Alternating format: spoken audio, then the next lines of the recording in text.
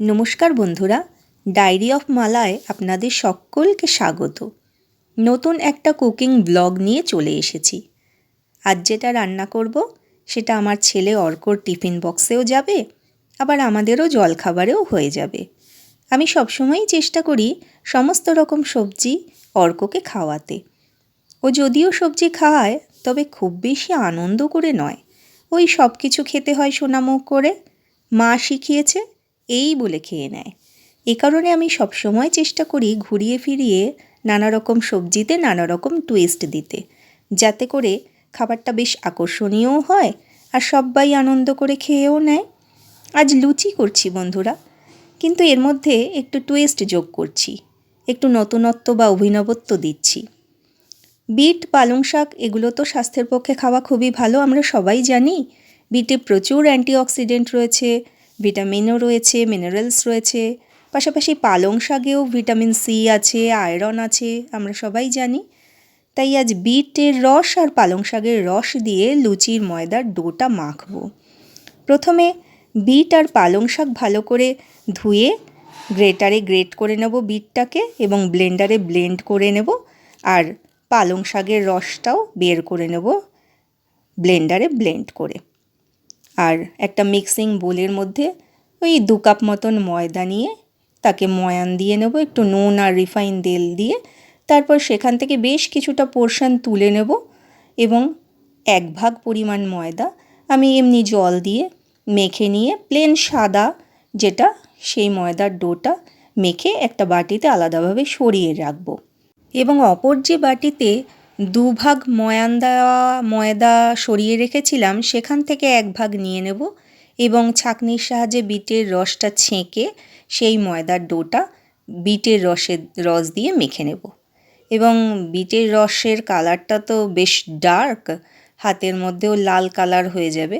তাই আলাদাভাবে সরিয়ে রাখার পর হাতটা ভালো করে ধুয়ে আর বাকি যে ময়দাটা আমি ময়ান দিয়ে রেখেছিলাম সেইটা নিয়ে নেব মিক্সিং বোলের মধ্যে, এবং ছাঁকনির সাহায্যে পালং শাকের রসটাও ছেঁকে নেব, এবং সেটা দিয়ে আমি সবুজ যে ময়দার ডোটা সেটা মেখে নেব। একটা সাদা ময়দার ডো হবে, একটা বিটের রস দিয়ে মাখা লাল মতন হবে, আর একটা পালং শাকের রস দিয়ে সবুজ মতন ডো মাখা হবে।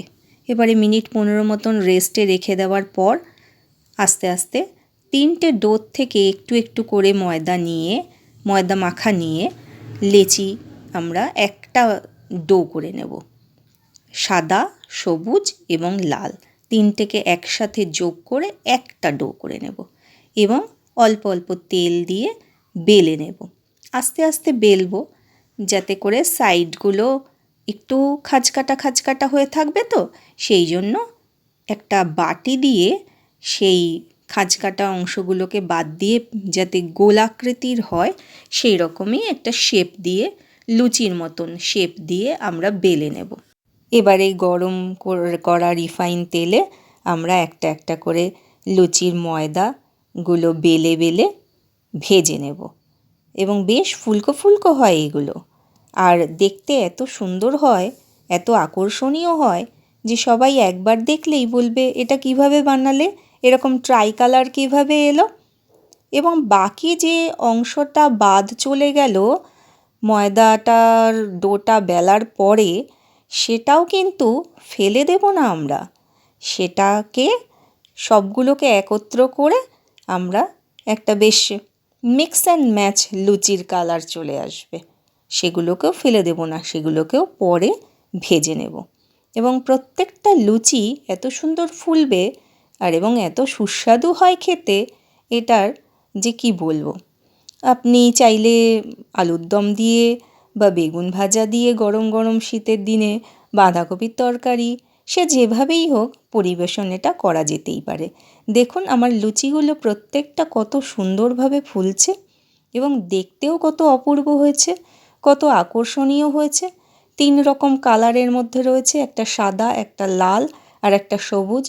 বিটের রস দেওয়ার কারণে লাল হয়েছে, পালং শাকের রস দেওয়ার কারণে সবুজ হয়েছে, এবং প্রত্যেকটা লুচি খুব সুন্দরভাবে ফুলছে। এবং এগুলোকে অর্কর টিফিন বক্সে ভরে দেব কিছুটা, এবং কিছুটা আমাদের জলখাবারেও হয়ে যাবে, ওই যে আগেই বললাম।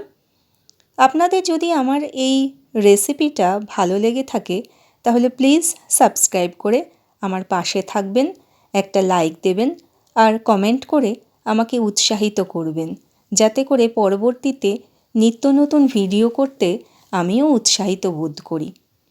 আজ তাহলে আসি, আপনারা সকলে ভালো থাকবেন, সুস্থ থাকবেন। আজ অর্কর টিফিন বক্সে এই লুচিগুলো প্রথমে যাবে এবং এর সাথে আমি দিয়েছি গরম গরম বেশ কয়েকটা বেগুন ভাজা, আর রয়েছে লাড্ডু, আর রয়েছে লেমন কোরিয়ান্ডার রাইস। এর রেসিপি আপনারা আমার ব্লগে পেয়ে যাবেন। ধন্যবাদ।